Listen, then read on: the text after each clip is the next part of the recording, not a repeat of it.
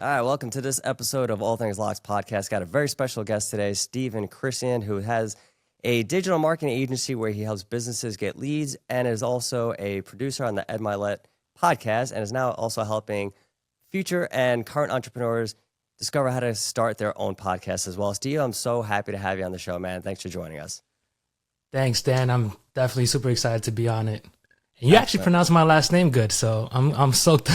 Nice. It's like, all right, we got this off on the right foot. Perfect, man. Well, I'm glad you made it. First one we're doing, not live in studio, so definitely a little excited, nervous about that. But glad you're here, man. You got a great message and just a lot of knowledge that I want to start diving into. And Let's really, what we talked a little bit about the other day that I kind of want to start us off on is more so about people finding their personal brand. We're obviously know about how important that is for businesses. You got the Nikes, Right. Amazons, your own small mom and pop businesses. But what about just entrepreneurs and solopreneurs and people in general? How is it important nowadays to actually have a personal brand and a personal brand that resonates with other people? Yeah, that's a great question. When you first think about, let's start at this point. It's been 5 years since the pandemic, right? That's crazy, right? So 2020 was really a game changer. If people were aware of the situation, they realized that doing business online was no longer optional. Before 2020, people were deciding, should I do this digital marketing? Should I be building an online brand? But when 2020 hit, everything closed down, right? Except for the essential businesses. But that was a turning point where it made doing business online mandatory. It is no longer something that you should be thinking about. But now 5 years later, I think people went back to the mentality where I'm not sure if I really need a brand because I might be local or whatever the case might be. But it's extremely important to build an online brand, one for building awareness, building authority, and most importantly, be able to share your message and create that impact and influence. So it's definitely something that's, I believe personally, that every business should focus on building their brand.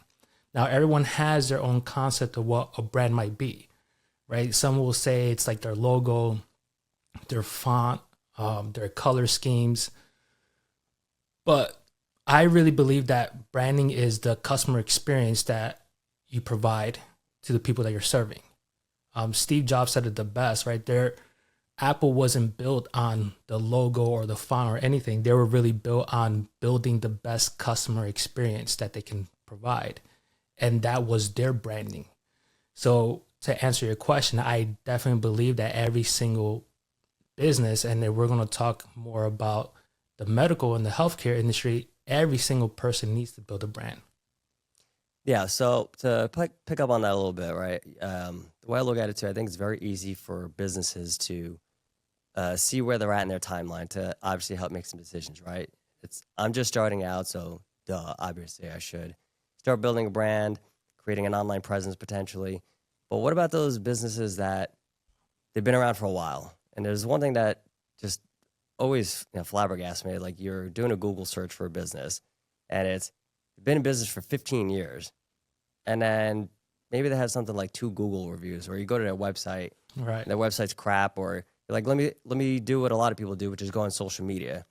And then they have no social media presence. I'm like, something doesn't make sense there. So what's your thoughts on like that aspect of just not the importance of establishing the brand itself, but like the timeline in terms of where you're at in a business and still why you should be working on it, even if you've made it and you have a really Right. good established local business? That's an interesting question because think about majority of those businesses that already have those years and they're pretty much established. And if they're not building their online presence, they're primarily built on word of mouth or referrals, right? Yeah. That's their main way that they get their business. And a lot of them, they're comfortable with it. But if you're looking to grow or maybe exit the business at some point, you're definitely going to need that online presence because think about how the buyer experience. I can tell you from my own personal experience, right? I'm a homeowner. There's a lot of things that I don't know about owning a home, right? My HOA just right now hit us with, we have to change the roof. So those are the first thing that I need to do. I don't have no idea about a roof, right? So the first thing I Google search. I try to look for different companies. And then what I'm actually looking for is a company that has a presence or who can educate me on what I should be looking for, the pros, the cons. I don't want to get scanned by just a random company. So this is why when it comes to creating video content is also extremely important, because the first thing that I do is I either do a Google search, look at the top 3, right? Most people do just look at the top 3, but then I go to YouTube to get some more information. And I look for information from experts, people explaining what I need to be looking for. And when I can find someone who is an expert in that field, the probability of me hiring that person goes way up. But here's the problem. Those experts are not in my area.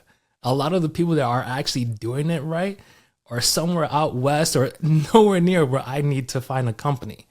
So if I can find a company that is actually in my area, who's providing video content, who's educating me on what I'm supposed to be looking for, then yeah, 100% of the time, I most likely will hire them to actually come and do my roof. And that's the same way with when you're looking for a chiropractor, when you're looking for a new doctor, for anything, for restaurants. So this is why building that brand is, whether you're small, local, or if you have been established for many years, if you want to continue to bring in that business, you need to build that online presence and just not rely on the word of mouth all the time or just referrals. Or, in the beginning, when I first started off, I was, taught to go to these BNI groups to get those referral plates. And a lot of these local businesses, that's what they build their whole business on. Sure. And it works for a little while, but again, if you're trying to think big, if you're really trying to sell it off, or if you want to grow and scale, it's no longer an option to do something like this. This is where you really have to change your mindset and get into the situation of, how do I do this properly? And also set the expectations the right way. What I mean by that is, a lot of times when people try to do their online platform, they do the comparison game and they start looking at other businesses or other influencers that have put in the time to build up their brand. And then their expectation is, if I create content, I need to get hundreds of thousands of views, hundreds of thousands of likes and comments, when that's not really the game, right? You have to kind of set the expectations and understand where you're entering and then work from there. Yeah, I like that. I mean, you see it a lot on social media anyway, right? It's like, hey, how come I'm not where this person is? Like, this person's been doing it for 5 years. You've been doing it for 5 weeks. So right, exactly. Having some clear understanding. It's like, you're not going to get there really fast. It's going to take some time. But, when we're talking about, like, brought up the medical space a little bit, and there was about an episode or 2 ago that we were discussing just the amount of misinformation that you see online nowadays in general, but especially as it's geared towards the healthcare space. Right. Some of that was obviously due to just, some of the stuff we heard during COVID, but there's just a general idea of doctors don't have my best interest, or the information I'm being given is either BS or you're hiding the real facts. And we had a conversation centered around, this is the importance of being on social media. So I'm kind of curious to know that you're not a social media expert per se, but you're like in the space. Right. I'm kind of curious to know how a healthcare practitioner should best go about it. Because I definitely know some of them, like, I don't want to go online. I'm afraid of getting attacked. If I don't want like trolls coming after me. So what is the benefit? And then where do you see, outside of just helping them get through the misinformation, what's really another benefit for just maybe a doctor or a chiropractor or somebody in that medical space to just get online and start putting some real facts and truths out there? I personally believe the easiest way is start creating a video podcast that can be repurposed for social media and all the other platforms. Reason being is, like you said, there is a lot of misinformation and a lot of clips out in Instagram, TikTok explaining certain things, but we need the actual experts. not the gurus, the influencers that are saying certain things and then pitching a product at the end, right? That's what you're seeing. But a lot of these doctors who have the knowledge, who spent the time, who have done the research, a lot of those are missing, right? Because they're not focusing on building their brand and obviously serving people. But this is also a way that you can service people and be able to educate a lot of individuals who are looking, like people are looking for information. They're looking to know how to solve their problems that they're facing. I go and I look at different podcasts all the time. And I'll tell you quite honestly, I liked a lot of energy. So I first thought, like, I worked out all the time, right? I feel like I was doing the right things. I was eating well, but still the energy was completely gone. Then when there's a problem, for me, I don't want to go to a doctor right away. If that's the issue, I want to be able to kind of research and find out.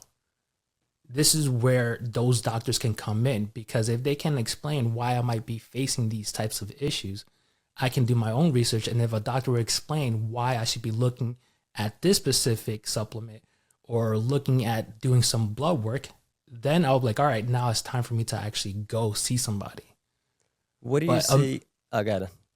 Yeah, but I was just going to say, but imagine a local doctor who was really committed to building that platform and constantly educating the people around them. Then in that area, who's going to be looked at as the expert? Who are people going to want to go to get, their diagnosis or make sure they get checked out? Yeah. It's going to be that doctor.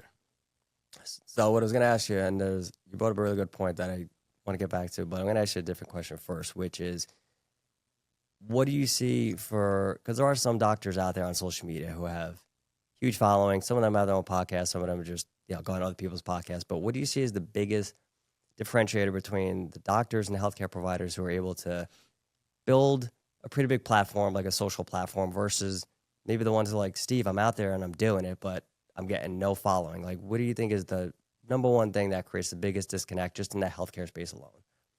Well, I'll give you two things.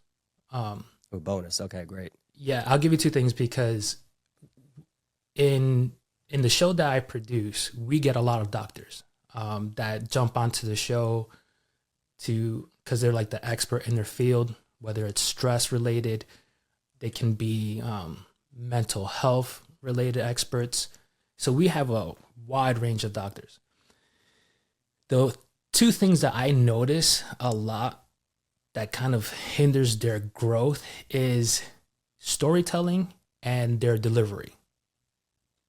Meaning they have a wealth of knowledge. They wrote a book about it, right? They're probably on the second, third book.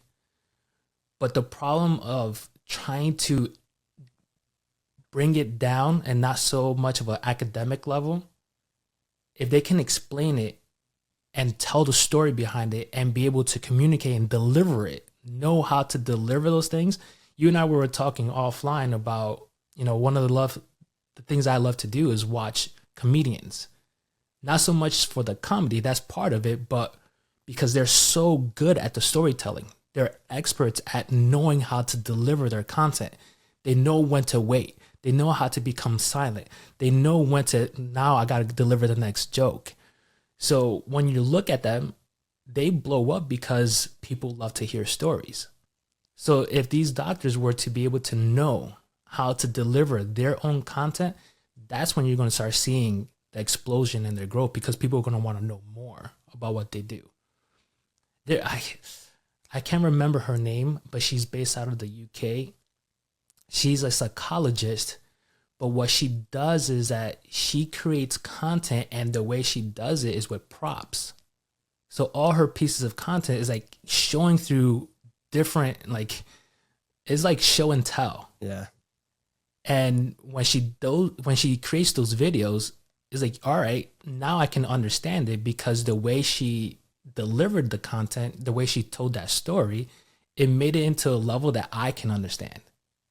So that's where the doctor has to kind of bring it down and be able to know how to deliver that content and be able to bring the storytelling component into it, and then they'll start seeing some growth. Yeah, that's definitely, I think, just a hard part for most people, right? Like, we're kind of talking definitely about healthcare here, but I think just businesses in general, right? Can I take what maybe is complicated, and I hate this phrase. So I'm not going to say it, but we use it a lot. Is like dumb it down. It's not a matter of dumbing it down. It's actually, I didn't go to college like you do. Like, I didn't go to medical school for 10 years. So why would I understand your vernacular? And Right. I just think we do stuff and we study and practice, and it just becomes second language for us that we just, hey, everybody understands this, right? It's common knowledge. It's like, I don't know what an atrial fibrillation is. Like, can you actually break that down for me so I know, I like, have no idea what you just said. you know what I'm saying? Like, Yeah. but to your point, but then where this is, I feel a lot of businesses don't understand this aspect of not only being able to explain things, but then they just want to wonder, why don't people come back? Like, why? Exactly. And maybe it's a customer, like, why didn't they come back for my service? Or if it's a doctor, healthcare provider, it's like, why didn't they come back in again? Because they left confused. And this is an aspect of even just selling where it's, who the hell is going to buy anything if they're confused about it? Right? Make it Exactly. as simple as possible. So I find that only is not just relevant to actually having a podcast or maybe even just filming, Instagram reels or whatever it may be. Just overall the way we actually practice our craft, so to speak. What would you do outside of, hey, like, I learned from watching comedians, or maybe I honed my craft a little bit. Well, what's a good approach that maybe somebody in that space could then say, all right, if I need to improve my storytelling, what's a good way for me to do that? That's the beauty of what I mentioned before is one of the best ways is starting a video podcast, because that becomes the platform that you own. You have that distribution, and it's also a place where you have the repetition. You can continue to practice and refine your storytelling. When you think about a lot of the comedians, going back to the same example, before they get a Netflix special, where are they actually delivering those jokes? I mean, a lot of them still, even the big guys, they go to little crap Exactly. clubs, right? Yeah, they go to those little improv clubs and they are testing their content, right? They're checking to see which one actually hits, which one resonates. And then eventually, when they're about to go on tour, they bring all that feedback, they get all that information, what really resonated, and then they deliver it to the masses and they take it on tour and they get those specials. This is why I say, like, even if you're starting off or if you're already there, like, this is where podcasting and or just video content in general is the place to be, because you can test those different storytelling. You can test the delivery. Am I being too much, giving too much information at this time? Can I be able to share a story at this point? And the more that you do it, the more repetition you get in, it becomes easier to do it in the long run. Yeah. So if someone was really starting, that's where I would definitely do it. Yeah, so I love that concept because we definitely, and you had mentioned this even with social media, it's like we want to start out. I mean, like, I know even for me, like, started a podcast a few months back, and it's, you have these aspirations, like, I want to grow it, this and that. It's like, all right, like, it definitely it takes time, all right? And you got to get to what works for you, speak what works, not just for you, but for the audience that you're actually looking to attract to, right? So if I'm a doctor and I want to speak to other doctors, that's fine. I'll be clinical and go by the book. But if I'm a doctor trying to educate lay people who don't understand medicine, I think we fall into this trap of, well, this is just who I am. Like, this is how I communicate versus how do other people want to receive communication, right? And Exactly. I think that's just more of a societal issue per se of just where we're at in general. Everybody's like, speak the way I want to be. I speak. So you got to adapt to me versus having some real great skills at being able to speak to everybody across the board. But that's why I definitely like your concept of just repetition, and then you didn't bring this up, but not necessarily getting kind of beaten down, but maybe like those failures, right? It's like, I did this a few times. I don't have an audience. I guess I suck. And I think that would segue into like how many, and this definitely better than I do, is like how many people who have a podcast stop within like 20 shows or something like that, right? I think it's like 90% of people, I think, or Right. something like that. Yeah, so it kind of speaks to the fact that, like, we're looking for instant wins. But you have that person who's like, I'm going to keep going. But I don't know how to start. Like, so how do I make this as easy as possible? Like, I don't have a professional studio, or Steve, I don't even have like a microphone like you. So, like, what can I do? Easiest way great for somebody to question. get going. So let's touch on that for a second. It goes back to when I said, like, setting the expectation. when people start to jump on and like, yeah, they're in, I want to do a podcast. I don't know, for some reason they have like this, I need to be the next Joe Rogan. And like from the moment they start, they have to have like millions of followers. But this is where you set the expectation. Why are you building that podcast platform to begin with? Because if it's not to serve the masses and you're just trying to do it for your local area, then you don't need millions. You just need people in your local area, right? So you should be good with 100 or even 1,000. And then you should be good with that platform to begin with. So it's knowing what you're trying to achieve and working backwards, right? So if I like to tell this story, it's I call it the SA method, not the Diddy essay, okay? Not that Diddy kind, but is Steve Aoki. I'm not sure you're familiar with it. I am. I don't know. Let's just the audience is, but yep. So let's say okay. Yes. So he's a DJ, renowned DJ, artist, musician, global, right? Yep. But do you know how he started? I don't. I love his story because when you look at how he started, the way he explains that while in college, he will play for the library. Like he will perform for the library that he explained like only 2 people heard it. And then when he was trying to get gigs, DJ gigs, he didn't even have equipment. So he will have to go an hour before the live gig to be able to practice on another DJ's set.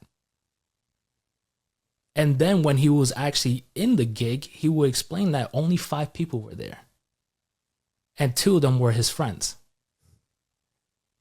But his mindset was, those 5 people, I'm going to treat it like they were 5,000. So he performed as if those 5 people was a massive crowd and gave all the energy, everything that he can in his live set. And because of that, he became more popular. And those 5 people started spreading it to 10, to 15. And then it continued to grow to where he's a global influencer and icon now. Yep. This is where I say, like, if you think of that story, if you're trying to figure out where to start, the most important thing is that don't worry about the equipment. Don't worry about the you have no audience. You have to just be willing to start. So as simple as, if you really want to get technical, main thing, get a mic, right?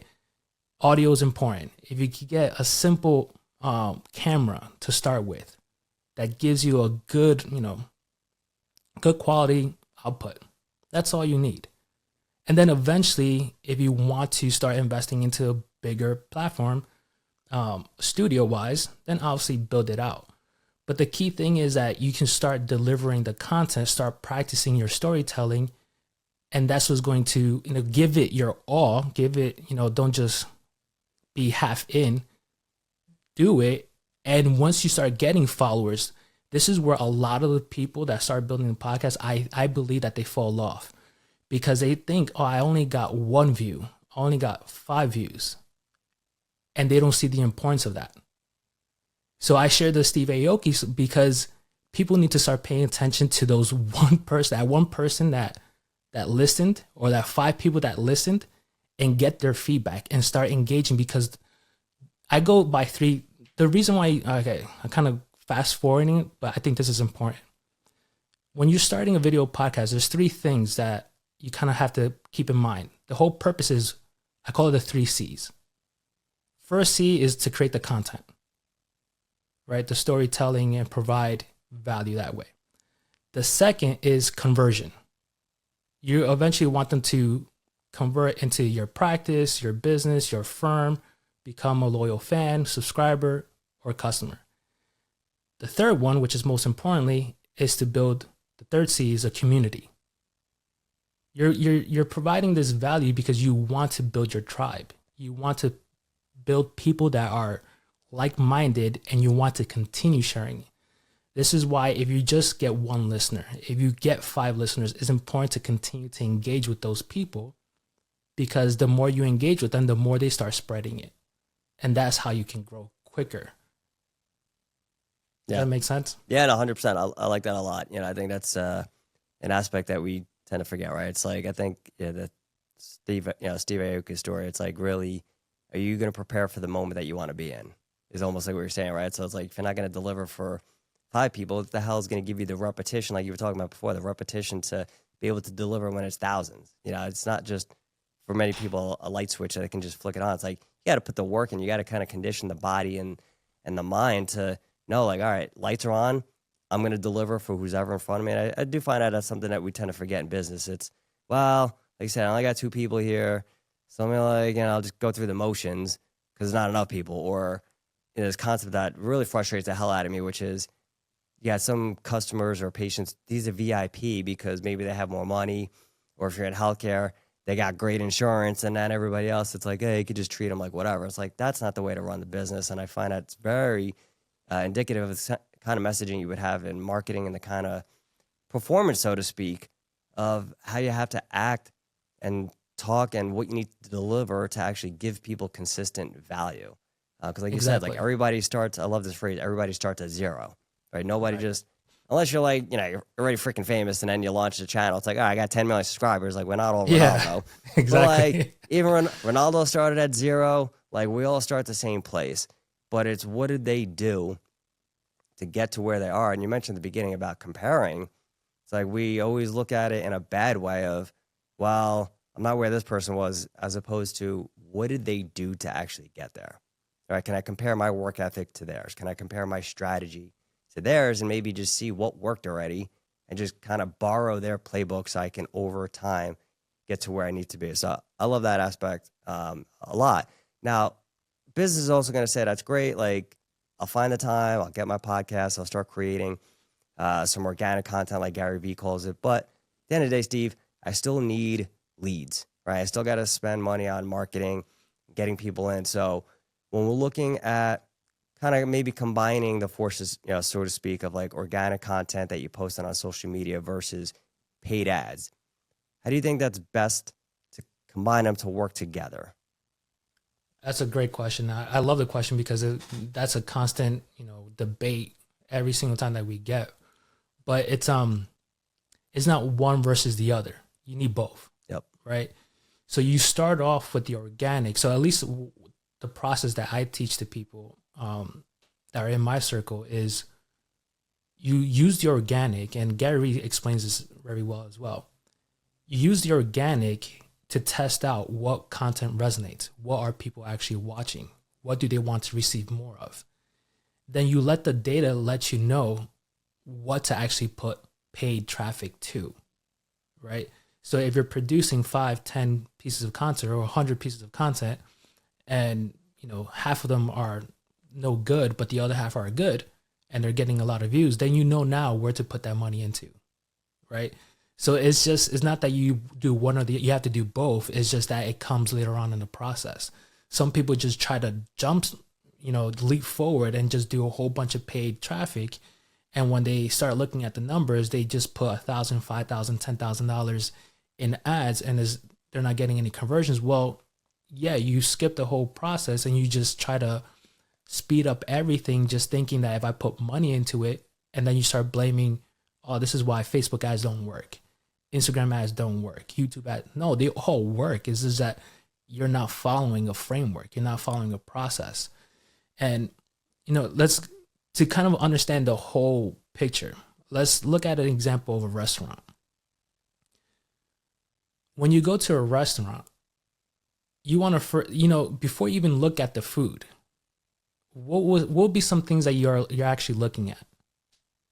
Before I go? Before the food. Oh, before the food. So I got to Right. the restaurant, and before I even look at the food, I think most of us are looking at drinks. The drinks, or what about before drinks or food? You want to make sure like the restaurant is in a good area. Yeah, like Clean. Everybody looks at reviews first, and then you get Reviews. there, scoping out the area. 100%. Scoping, yeah. What's it look like? Does it look dirty? Does it look clean? Is anybody Right. in the parking lot? Like, dinner time. It wants to look, you want to look at, make sure everything is clean. So in other words, the environment, right? Yeah. You want to make sure that the environment is clean and looks good. Then you want to look at the menu. How's the menu designed? Oh, if it looks pretty decent, you're like, all right, this might be a place that I want to go. Yeah. So that first step is the brand identity, right? So you're building the outside environment to get people to come in, and that becomes a lead. But then you need a second part of it. You need the food to taste really good, right?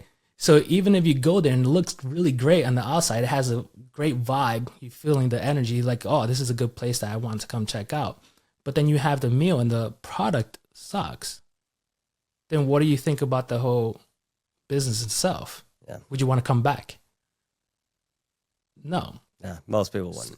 So if you apply that to any business, right?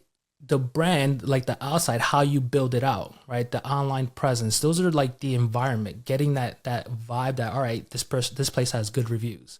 It looks clean, it looks respectable. I want to go check it out. But the second piece is that the product has to be awesome as well.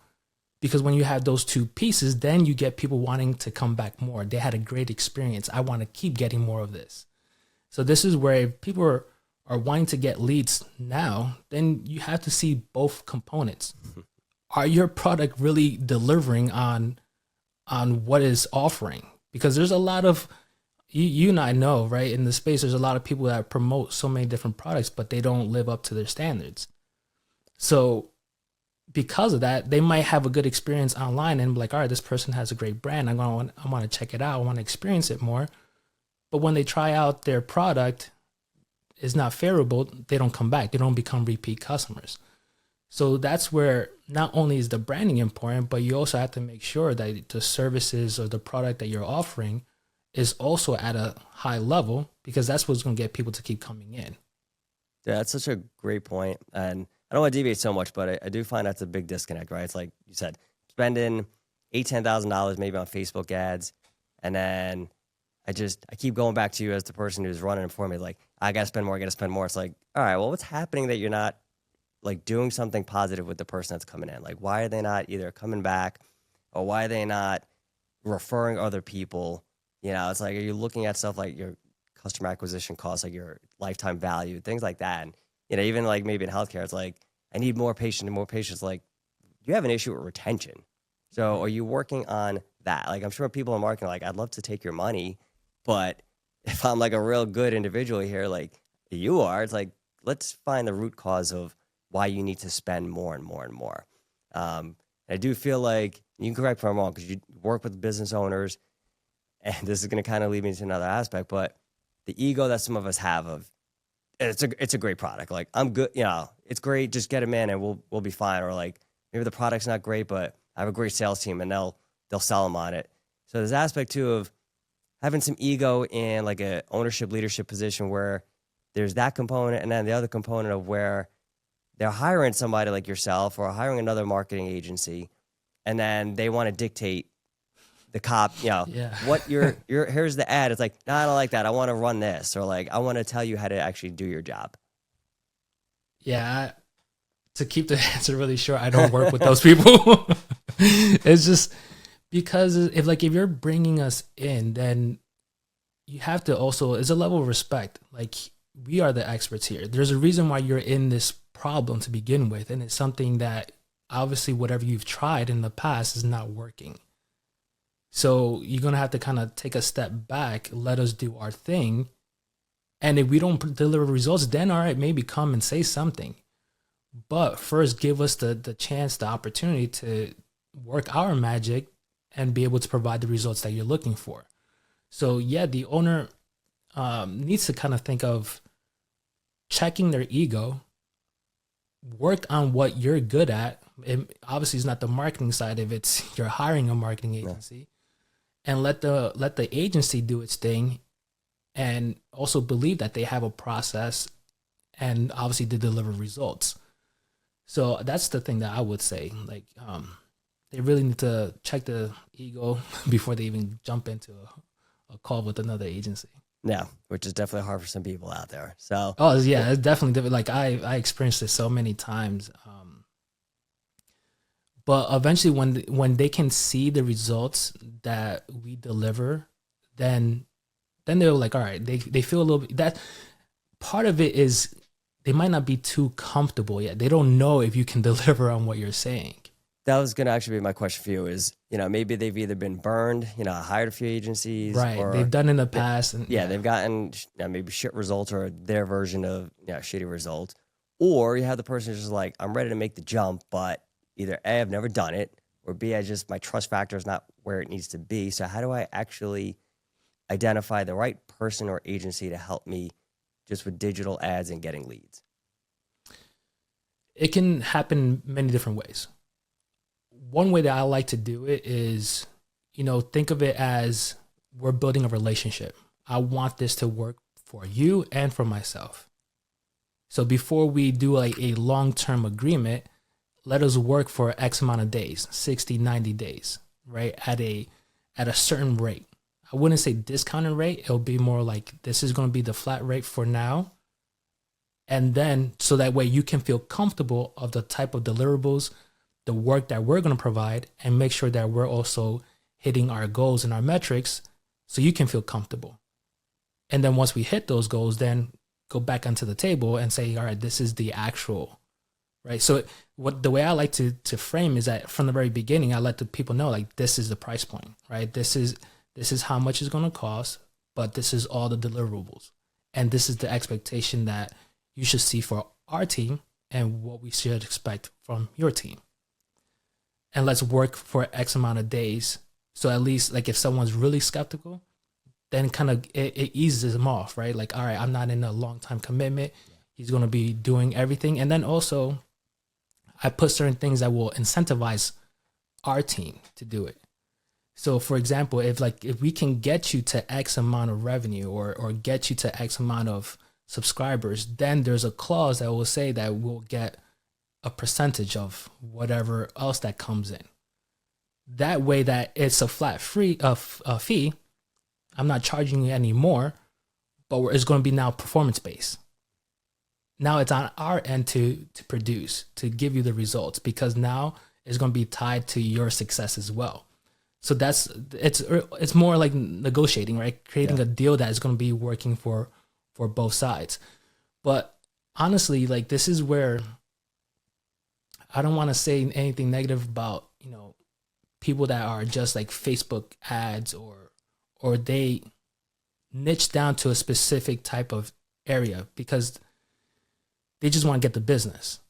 But sometimes it's not just the ads. There might be other components that they're just not ready for.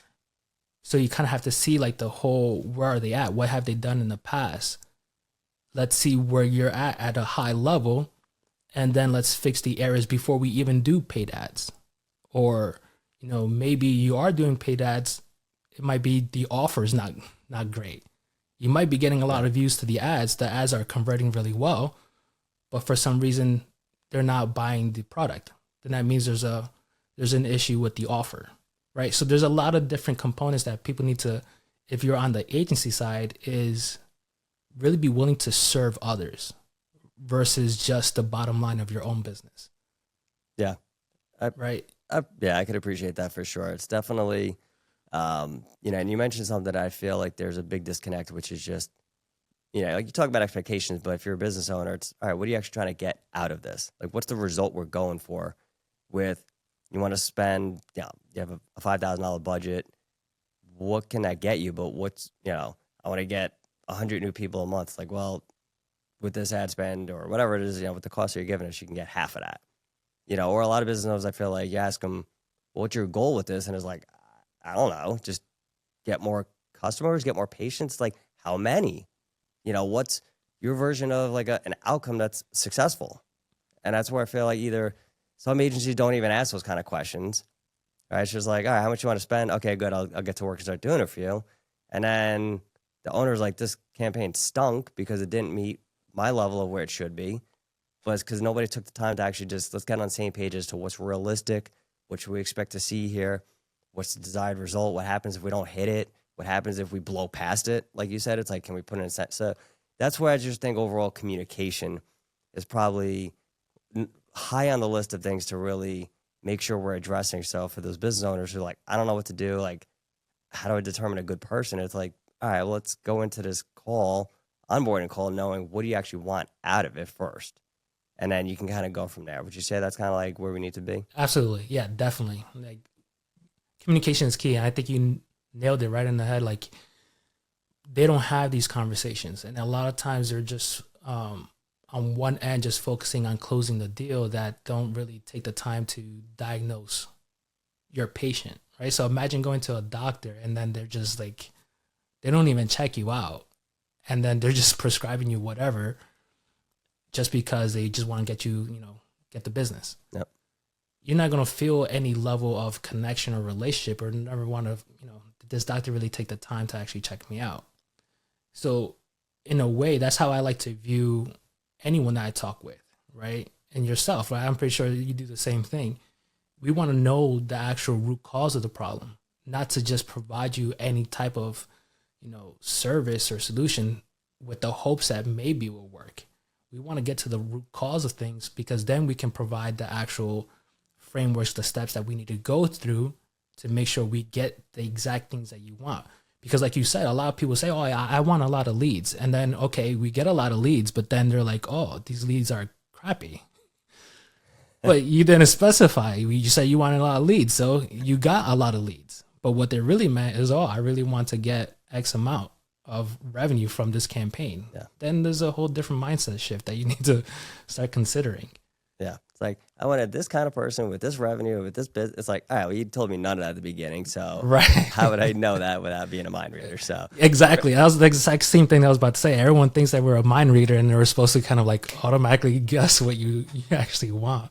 Yeah. It doesn't work like that. What is, when we're looking at hiring somebody to just run some aspect of our marketing, whether it's ads, content, what have you, this concept in businesses where you need to have a track record in my industry. Like if I'm in healthcare, like me, background is physical therapy. So it's, if you haven't done anything in the physical therapy space, I don't even want to talk to you. Or if I'm in construction, if you haven't done any marketing for construction companies, we're not even having this call. What are your thoughts on that? Because I do find that's kind of gets discussed a lot, and I'm actually just curious. I don't have an answer for that, so you're the expert. I'm asking you. It goes back to everyone starts at zero.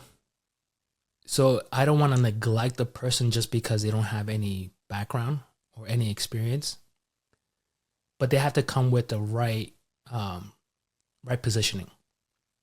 What I mean by that is, if they come in and they're brand new, right, no experience, but they have a earnest desire, they're also building their own business. Don't come with me pitching me, oh, I'm going to charge you $5-10 grand on a service that you have no experience on. Come in, be willing to work for free, show me the results, and based on what you are doing, if we get good results, then we can talk about you getting paid, right? So I think it all goes based off, again, going to the mindset to be willing to serve, and we're so, I think in this society right now, that instant gratification, that people don't want to play the long game. And there's also another reason why people hesitate on jumping on podcasting, because it's a long-term game, right? It's not something that you'll get success right away. Some people do, some people don't. But the mindset is you have to be willing to play the long-term game. So I'm not against of, giving people a shot to work on your marketing or advertising, as long as they worked with someone else that has the credibility. I'll give you an example, like how I started. I didn't go right away to, pitching businesses to jump on marketing. What I did was I invested in myself, and I went to mentors who I knew were doing like 3, 5, 10 million in revenue in the marketing and advertising space, and learn from them. And then when I was actually, because that's how I started, it was with dentists and local chiropractors. I would tell them straightforward, like, I'm starting off, I have no results, but I trained with this, and I will show what they would do. And this is where I get my training from. And they can attest to my credibility. So I became like a student to any of these coaches and mentors. Then with that background, I'll tell them exactly the same thing. I'll do the work for free. I want to give you the results so that way you can see that I'm not just trying to take your money. Just pay the expenses and I'll do the work. And then as I get the results, then no problem. Then we can get back to the table again, like I said before, and start talking terms. Yeah. So I think, overall, and you mentioned a key word there, as we kind of put a, button on this, is that credibility. I think that's definitely, I feel like, I don't know, maybe it's just me, but I feel like that's something that a lot of us have not maybe lost, but we forget the importance of demonstrating it, right? And it's just like you said, too many people are in a rush to get a quick buck, or, and I get it, right? You're like looking at something like, I can make a few thousand dollars getting this person to put their name on the contract. And it's just, what are you not demonstrating? We're focused on the short term, like you said, instead of how do I build long-term relationships? How do I position myself where maybe, you're the doctor and you're questioning me like, hey, you haven't done anything in the healthcare space. Why should I even remotely think about hiring you? It's like, all right, let's talk about this concept. I think it was like Jordan Belfort, the Wolf of Wall Street, right? He's like, people got to love your product, love your company, but I got to love you too, right? So It's like, do you have maybe the product's not where it needs to be, but you as a person, like, I have authenticity, I'm credible, I'm trustworthy, here's how I demonstrate it, not just me saying that, because if you got to say stuff, you're probably not that kind of person. But if people can pick up on that, it's like, I'm going to give you a shot. It's like, and using your tips, it's like, let's do something short term.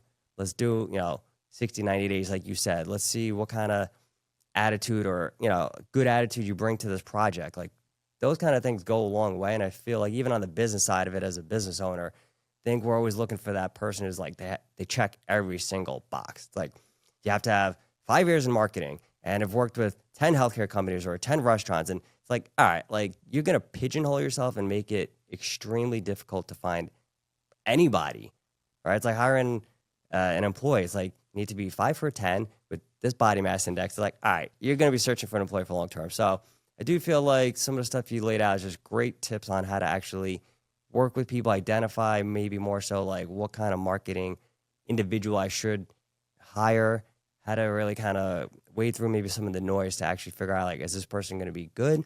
And then more so, like, how do we set up a contract in a way that won't hurt me much, even if those 90 days, maybe I paid a few grand, it didn't work out. It's like, all right, didn't ruin the business. We can recover very easily and move on. Right. And to add, I would say, also look for someone who's always on trend. Like they're, marketing and advertising sales, it changes all the time, right? There's certain frameworks that will live on forever, but, AI comes into play. Are they up to date with all the AI stuff, or are they up to date with any of the new components or features that, let's say, for example, YouTube or Instagram come out with?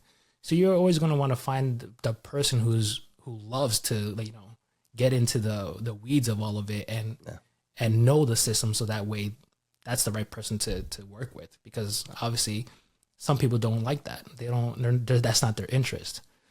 And I would, to go back to what we were talking about, for people who are trying to build their brand, and whether they're trying to either create content or video podcasting, there's a misconception, and this is me, I could be completely wrong, that content is king, right? So people hear, oh, content is king, you have to create X amount of pieces of content. I completely disagree. I think content is not king, distribution is. So if you can build your distribution, then you won't have a leads problem. You won't have a conversion problem. If you know that every single piece of content that you're creating is to build your distribution, then you will never go hungry, right? So that's where the mindset needs to come in. If I'm jumping on creating content, I'm trying to build my brand, then what you're really doing is building your distribution. Because if any of these platforms decides to stop or not working, like TikTok banned or Facebook's not working, you have your own distribution where you can still reach out to your audience. You can still have something to offer them and be able to continue to feed your own family. Because at the end of the day, if you're in business, it's because, one, you're trying to take care of your own family, and then build yourself up to a certain status that will help and impact other people. That's great. Dude, this was high level. So much. This is so much great, valuable advice. Anybody in business, anybody in healthcare. What's the next thing on the horizon for you? Well, I'm actually launching what I call the Up Level Syndicate, and it's definitely to help all types of businesses be able to do their storytelling and the delivery, especially when it comes to jumping on different people's podcasts. So it's a community base that I'm expecting to launch pretty soon, but that's how people can actually jump on and get to know more of me. Awesome. I love it, man. That's, again, serving others, right? Helping other people find their voice, tell their stories. And we need more of that. Kind of like I said, get through all the bull crap you see on social media and online. Like, we need those good stories for sure. So glad you joined us today. We're going to obviously be dropping in all your links, websites in the show description. So guys, definitely reach out to Steve if you have questions about marketing. You want to hire him. You want to get some high-level advice on starting a podcast. Like, he is the man. Steve, thanks so much for joining us, dude. It was a pleasure. Yeah, thank you so much. It was definitely fun. I appreciate it. Awesome. All right, guys, I will see you next time.